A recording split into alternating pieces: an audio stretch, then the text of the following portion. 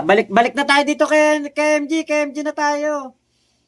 Basta may bag chance pa talaga ang mga puso. Ayun, oh. Balik na tayo dito. Tao, abay, baka naman pwedeng pasilip-silip, baka kailangang i-update ang kanyang PIN number at magbayad siya ng mas malaking tax. Mukhang malupit ho ang kitaan sa petrolyo ata sa panahon ngayon. Mukhang malaki-laki ang kinita ni Alex. Kahon-kahon? Grabe, kahon-kahon. Napakarami hong pera nun. No? Curious ba kayong malaman to? Aba, BIR, dapat hindi lang kaming mga influencer ang tunay na tinututukan nyo. Dapat pati yung mga negosyante na tulad ni Alex. Kasi baka mamaya niyan, nalulusutan tayo niyan. Sobrang dami na ng pera ni Alex, namimigay nga eh. So ibig sabihin nun, ay, nako, hakot-hakot talaga kasi kahon-kahon. Napakaraming pera ho ni Alex, mga kahombre ko. To the point na kahit sa pulis namigay ng pera. Sa mga teacher, nagbibigay ng pera. Napakatindi, mga kahombre ko. At sa mga post niya ngayon, namimigay ho ng Gcash. Aba, mga kahombre ko, para sa mga Mr. and Mrs. mga ginoo at ginang sa BIR. Aba, baka naman, ma-check nyo ito si Mr. Alex Pabella. Huwag lang kaming mga influencer, ha? Kasi ayan harap-harapan, namimigay ng napakalaki at napakaraming pera. Diba, Alex?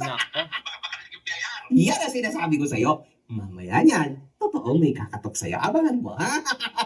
Tingin ko ongoing pa tong kaso ni Alex kasi 2022 lang siya naaresto. Ewan lang natin kasi 4 na taon na rin naman na nakalipas malay natin kung may speedy trial to. Yung pong kanyang bail ay tinakda lamang sa halagang 12,000.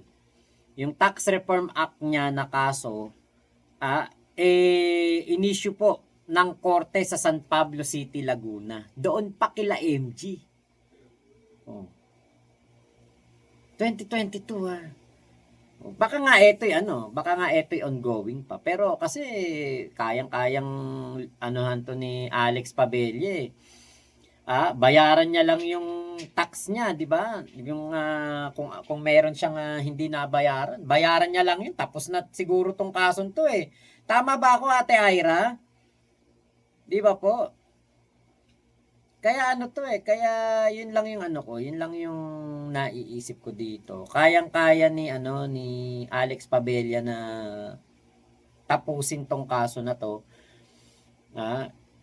Kay Kulaong talaga siya mapapahamak. Bakit? Kasi pwede na naman siyang magkakaso na naman after dito. Tama daw, sabi ni Ate Ira. So, ang pahamak ngayon si Kulaong. Bakit? Kung ano-ano mga sinasabi. Kasi, yun nga po yung pagkakaintindi ko din na kapag ikaw ay nag-donate, meron tax yun. May corresponding tax yun. Yun ang alam ko. Katulad niyan, sinasabi ni Kulaong na sako-sakong pera daw yung pinamigay nila. Kahon-kahon. Diba? Mapapahamak na naman si Alex niyan. At isa pa nga, alam naman natin yung, ako talaga, ko yan, nalalaman ko yan. Bakit? Meron akong isang nakilala na accountant. Yung nakilala ko accountant na yun, sila yung parang gumagawa din ng sa mga tax ng mga negosyo. Yung nakalimutan ko tawag dun bookkeeper ba, parang ganun.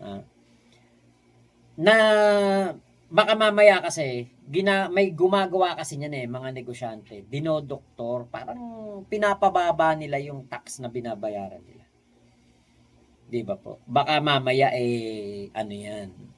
Merong ganoon kay Alex tapos ipasilip nga ni MG. Di ba? Pahamak na naman si Alex dahil kay Kulaong. Kaya kung ako sa iyo Kulaong, tigilan mo na si Alex. Kasi alam nyo kung sasabihan natin, Alex, tigilan mo na si Kulaong, baka hindi naman makikinig alam naman natin pare-pares na hindi makikinig yan. 'Di ba? Pero dito kasi sa sitwasyon ni Alex, parang gigil siya no? Parang gusto niya ng talagang sumikat dahil kay Kulaong. masisira ka dyan. Ha? Alex Pabella, masisira ka dyan.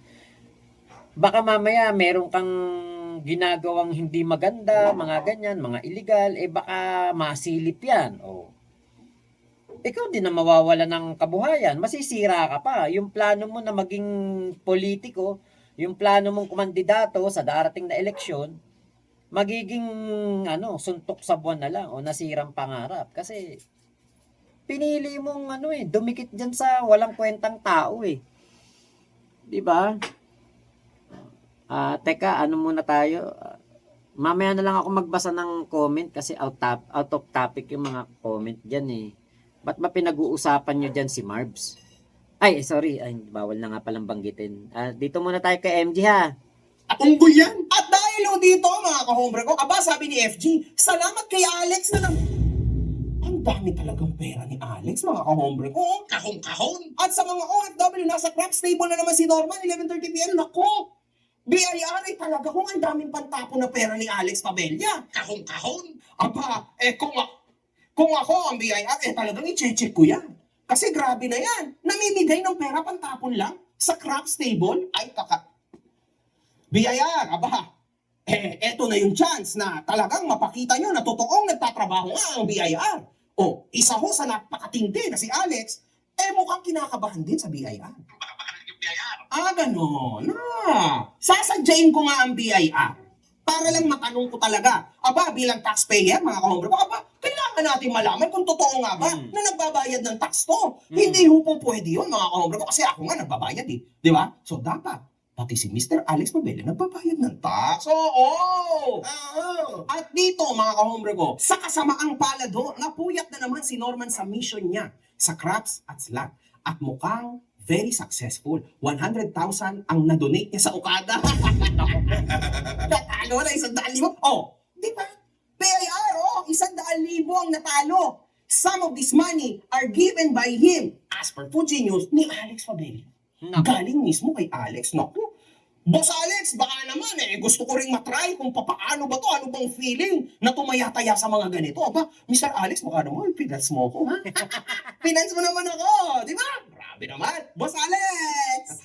Nagatas. Oo. Mga kahombre ko, nito lang. Eto, mas malupit, ha?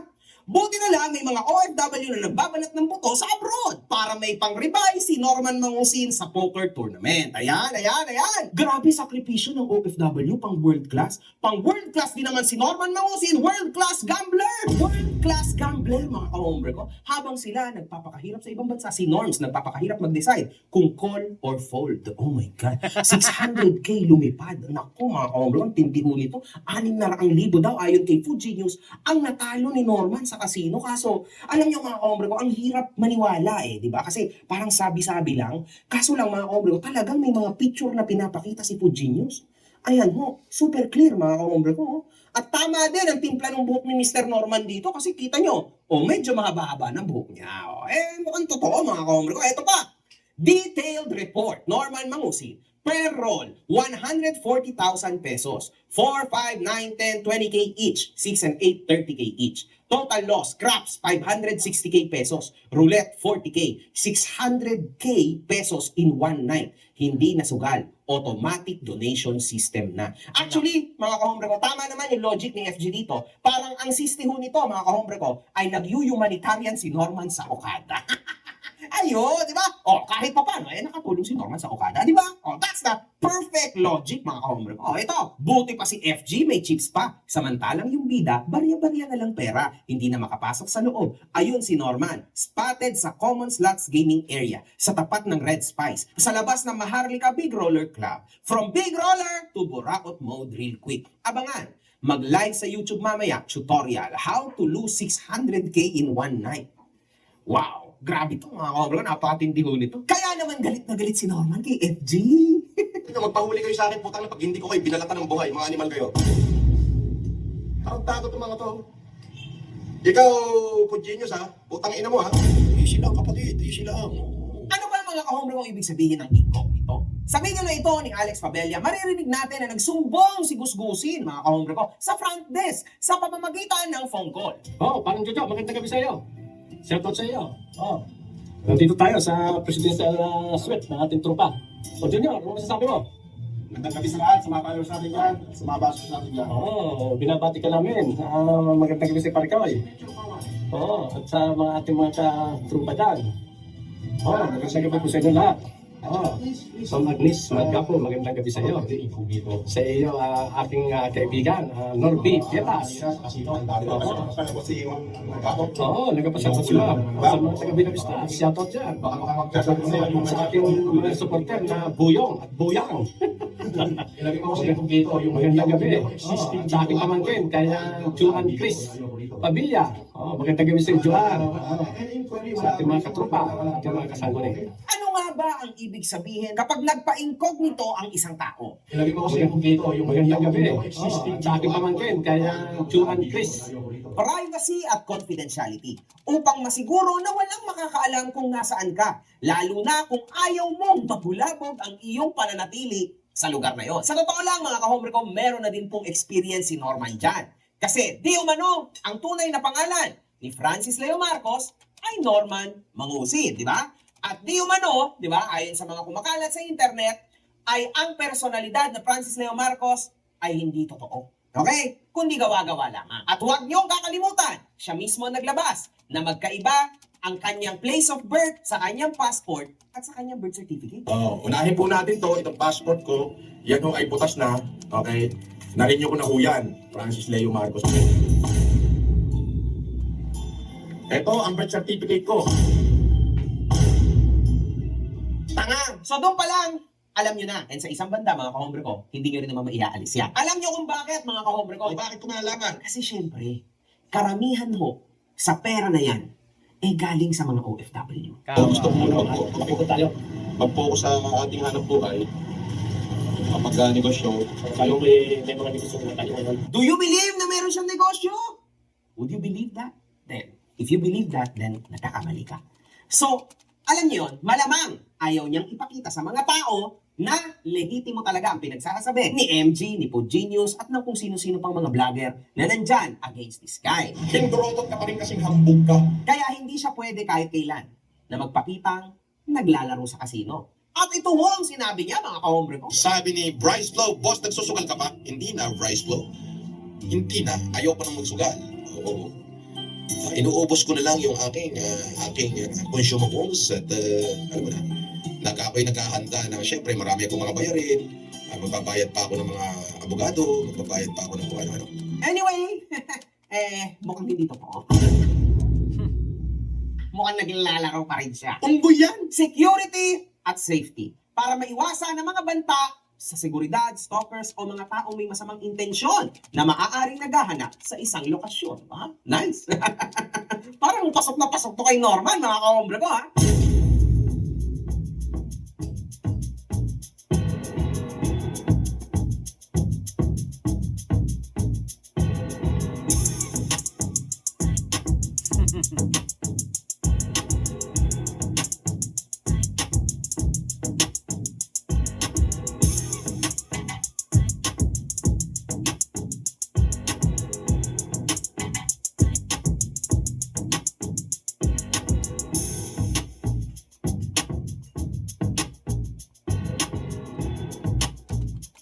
Pag-iwas sa atensyon.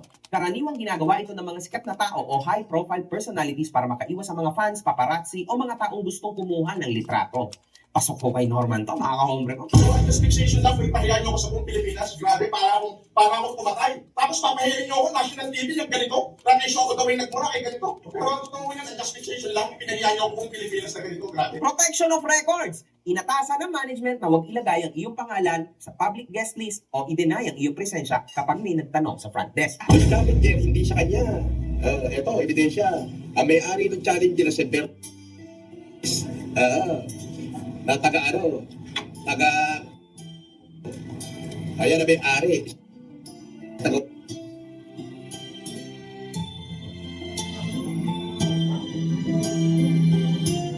Region. Anonymity. Ang layunin ay maging invisible sa system para makagalaw ng malaya nang hindi sinusubaybayan ang bawat kilos o galaw. Anyway, mga kahombre ko, klaro naman, kasi may idea naman ako sa ganyan. Mali din ho na pinipicturean natin o ng kung sino man ang isang taong nagsusugal sa loob ng casino. Kasi bawal po yun. Yan ang totoo dyan, mga kahombre ko. Kumbaga, siguro meron lang talaga mga irritableng mga tao kay Norman, pero sa totoo lang, sa mga normal na tao, hindi yan ginagawa. Kasi bawal po yan. Pinagbabawal po yan ng establishment. And most probably, kaya din niyang ilaban sa legal ng mismong establishment. Example, Okada at ng kung ano-ano pang casino world, mga kahombre ko. So, delikado yan. So, para sa mga kumukuha ng picture ni Norman, make sure safe ka. Kasi delikado yan. Trust me, man. Pag minsan natsambahan ka, natsempuhan ka, nakitang-kita ka sa CCTV na ikaw ang kumukuha ng camera, pwede kang habulin ng Okada at ni Norman. So, dalawang kaso yun straight. Hindi kasi pwede yun. Okay? Okay? So, yun lang, mga kahombre. Alam ko na medyo, hindi pwede ang KJ naman. But that's the reality of things. Pero, Rules syempre, yun sa eh. ngayon, syempre, si Pugenius naglalabas na kung ano-ano na to, okay lang yun. Magpakasaya na lang tayo. Pero, kung tutuusin, hindi ko pwede yun. Kasi, imagine niyo nasisira yung buhay mo, di ba? And yet, may nagpipicture sa'yo. Then, kalokohan doon. Yun, alam niyo naman. Aso, wala, si Pugenius so, nagpo-post yan, wala tayong magagawa. So, yun, mga kahombre ko, sa ngayon ho, yun pa lang, mapayat ang content. Pero okay lang yan. Babalik at babalik yan si Norman. Huwag niyo na masyadong takutin. Kasi alam niyo naman, ang tinatakot lang ay ang mga kakaining itik. Ang tinatakot, yung matagal ng takot. Ang winawalang niya, yung kakainin itik. Kaso, ang itik ko sa laro ito, si Norman. At si MG ho, yung kumakain. Wala! Good fucking vibes. One love. Parang unfair kay Kulaong no. Parang gusto ni Kulaong siya lang ang naglalabas ng mga data, ng mga information, 'di ba? Lalo na diyan yung nangyari sa paglabas ng information ng sasakyan ni MG, 'di ba? Pero hindi siya pwedeng picturean doon sa loob ng casino. Totoo talaga 'yon. Kasi nung nagpunta kami sa Newport, sa Cebu, ay bawal talaga. Makikita mo naman yan may mga naman doon, may mga signs, may mga nakalagay naman doon, bawal kumuha ng picture, bawal kumuha ng video, bawal talaga. Kaya lang, syempre, may mga buwisit kay Kulaong doon na mga tao. Yun lang yung katotohanan na kaya may kumukuha doon ay may mga nabubuwisit kay Kulaong. Kaya kaya po ganyan yung nangyayari. Syempre, ang lang naman ito, ang dapat lang talaga mag-ingat. Kasi syempre, kung ganyan na na oo nga, napapasaya mo kami, mga kumukuha ng picture kay Kulaong sa casino, kung sino man siya. Syempre napapasaya tayo. 'Di ba? Maganda yung yung kanyang ginagawa na 'yon. Kasi nalalaman natin, nakikita natin na si Kulaong talaga ay nagsusugal, inuubos ang pera sa sugal. May mga info na katulad niya na kung magkano yung pinapaubos sa sugal. 'Di ba? Pero kung kapalit naman 'yan ay yung yung kaligtasan mo, baka mamaya mademanda ka ng Okada, ng Newport, ng mga casino na 'yan.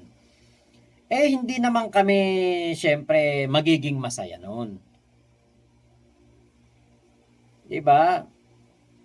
Kaya kaya talagang dobleng pag-iingat kung hindi mo kaya na itigil 'yan, mag-ingat ka kasi yun nga, sabi ni MG, pwedeng ikaw ay mapasama at makasuhan pa. Makakakuha pa ng kakampi si Kulaong niyan, 'di ba?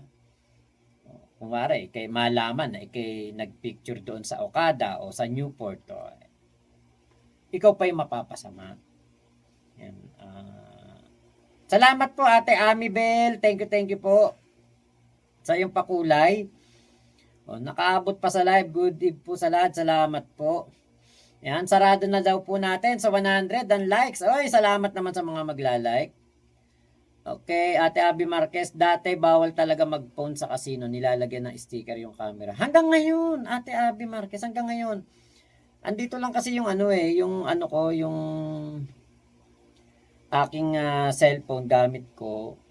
Nung pumunta kami ni Joy sa Newport, nandun talaga nakalagay doon. Pwede kang mag-picture-picture dun sa mga mall, sa mga stall, sa mga pwesto ng mga ano doon, mga LB, ganyan, pwesto ng mga bilihan doon. Parang shopping mall kasi yung labas eh. Pero, pag doon na sa loob mismo, bawal na bawal na. Tapos nung nasa Macau ako, kasi pumasyal kami doon sa Macau, Galaxy Macau yata yung pinuntahan namin. Pagdating doon sa ano, sa loob talaga, bawal kang humawak ng cellphone.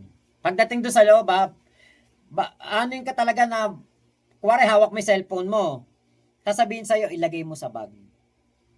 Hindi mo pwedeng hawak mo, naglalakad ka, hawak-hawak mo, hindi pwede. Okay, sa casino kasi bawal talaga mag-picture o mag-video sa loob ng casino kasi sa dami ng CCTV dyan at may mga internal security na umiikot.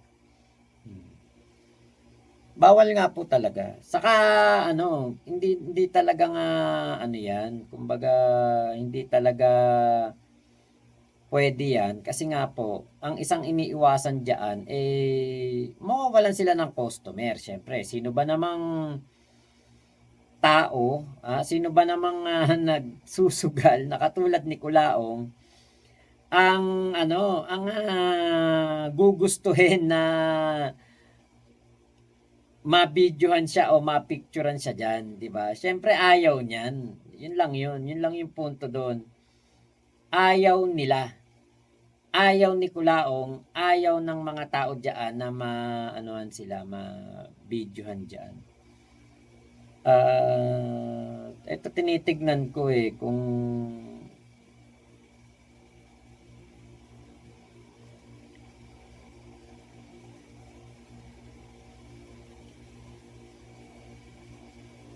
alam ko ito yun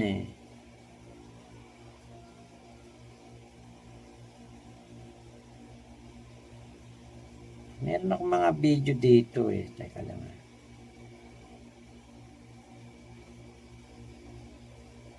ito nga yung mga ano ko.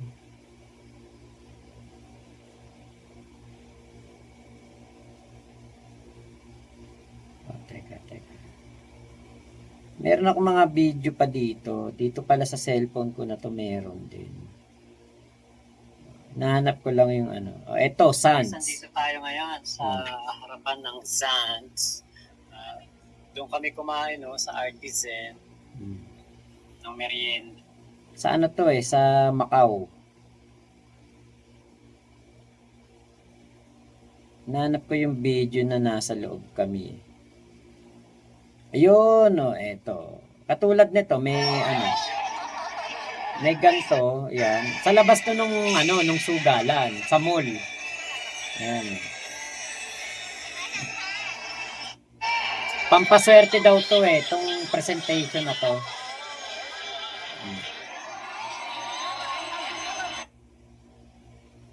Ayan.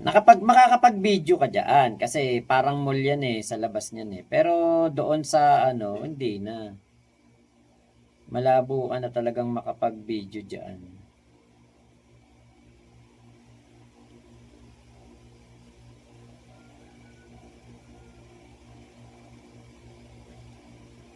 Eto, yung museum sa loob sa Macau. Sa Macau din to sa museum. Nakapag pa ako dyan.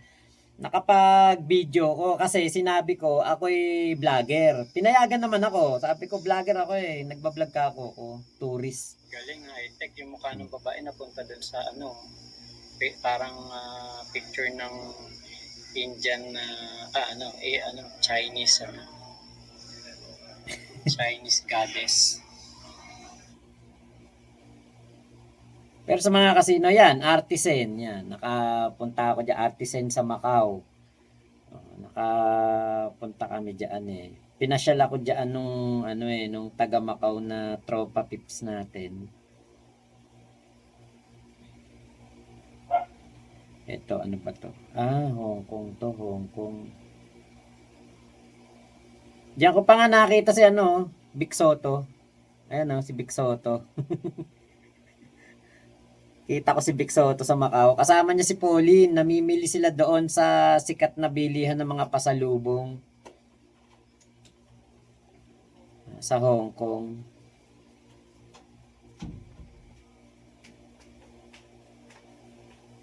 Ganda dyan. Ay, ito yun, yung ano, yung parang Grand Canal sa Macau. Casino din to eh, itong ano na to, itong lugar na to, casino din yan. Ito, yan. Casino rin yan. Puro casino halos kasi dyan eh. Yung mga ano dyan, ayan o. Kaya ano po ito, na ano ko doon, nakita ko doon yung bawal talaga mag-cellphone. Okay. Teka. Parang may iba nangyayari dito.